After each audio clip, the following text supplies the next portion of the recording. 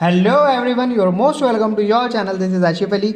Last video में हमने क्या पढ़ा था? Branches of accounting. आज की इस क्लास के अंदर हम पढ़ने वाले हैं बुक कीपिंग और अकाउंटिंग में क्या डिफरेंस होते हैं। ठीक है, उन चीज़ों को देखेंगे क्या फ़र्क है और किस किस तरीके से दोनों काम करती हैं। तो बने रहिए वीडियो के एंड तक। So let's get started. तो बच्चों, पहला पॉइंट आता है बुक कीपिंग के अंदर। पहले ये समझ लेते बुक कीपिंग है क्या। तो मैंने ना बुक कीपिंग को बताने से पहले आपको ये बता देता हूँ कि हमने 7 वर्ड पढ़े थे। क्या थे? IMRC और क्या था? SAC। तो ये जो 3 वर्ड हैं ये काम आते हैं हमें बुक कीपिंग के अंदर, और ये ये 4 वर्ड आते हैं बुक कीपिंग के अंदर काम, और ये लास्ट के 3 वर्ड आते हैं हमें अकाउंटिंग में काम। बच्चों, हमने अकाउंटिंग को समझ लिया, अकाउंटिंग को पढ़ लिया, हमने अकाउंटिंग की एडवांटेजेस पता लग गई, ऑब्जेक्टिव्स पता लग गए, लिमिटेशंस पता लग गई, ब्रांचेस पता लग गई अकाउंटिंग की। लेकिन आपको एक चीज़ पहले पता होनी चाहिए कि अकाउंटिंग से पहले आती है बुक कीपिंग।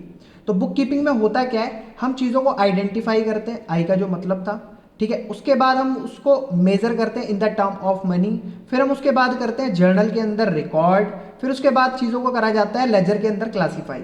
समझ आ गई मेरी बात? अब book keeping is involve identification, measurement, recording and classifying. आगे चारों के चारों पॉइंट कि बुक कीपिंग के अंदर क्या होता है, ये सिर्फ 4 चीज़ें इन्वॉल्व होती हैं। आइडेंटिफाई कर लो, मेजर कर लो, in the term of money record कर लो और क्लासीफाई कर लो। वहीं दूसरी तरफ अकाउंटिंग के अंदर सिर्फ लास्ट की 3 चीज़ें, 3 वर्ड आते हैं ये। अकाउंटिंग इन्वॉल्व समराइज, समराइज कर लो, उसको छोटा कर लो, समरी में कन्वर्ट करके।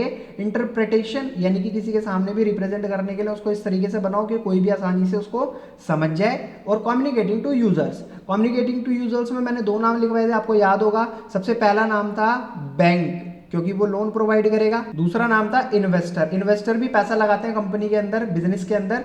तो इसीलिए उनको कम्युनिकेटिंग टू यूजर्स इस तरीके से बनाओ डेटा को कि उसको किसी के सामने जब इंटरप्रेट करा जाए तो वो चीज़ें आसानी से समझ जाए।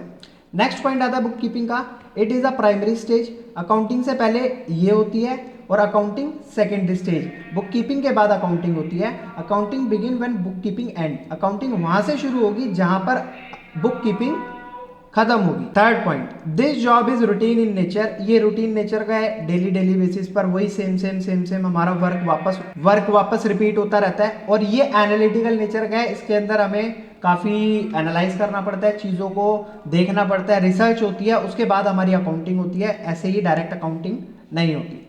फोर्थ पॉइंट आता है, it is perform by junior staff. इसे कोई भी कर लेगा, ये इस तरीके का काम होता है, कोई भी जूनियर लेवल का बंदा इसको आसानी से हैंडल कर लेता है। लेकिन इसको करने के लिए एक सीनियर स्टाफ का होना बहुत ज़रूरी है। इसके अंदर किसी भी तरीके की कोई स्पेशल स्किल्स की ज़रूरत नहीं होती है। इट रिक्वायर्ड स्पेशल स्किल्स, यहाँ पर स्पेशल स्किल्स होना बहुत ज़्यादा ज़रूरी है। तो बच्चों, ये था मेरा बुक कीपिंग और अकाउंटिंग में मेन डिफरेंस, और दोनों का क्या क्या काम होता है, किस तरीके से बुक कीपिंग को कौन हैंडल कर सकता है, अकाउंटिंग को कौन हैंडल कर सकता है। बच्चों, आपको अगर वीडियो वाकई समझ आई है तो प्लीज़ वीडियो को लाइक, चैनल को सब्सक्राइब और अपने फ्रेंड सर्कल में शेयर ज़रूर कीजिएगा। फिर मिलेंगे आपसे अगली वीडियो में अगले नए कॉन्सेप्ट के साथ। तब तक के लिए धन्यवाद।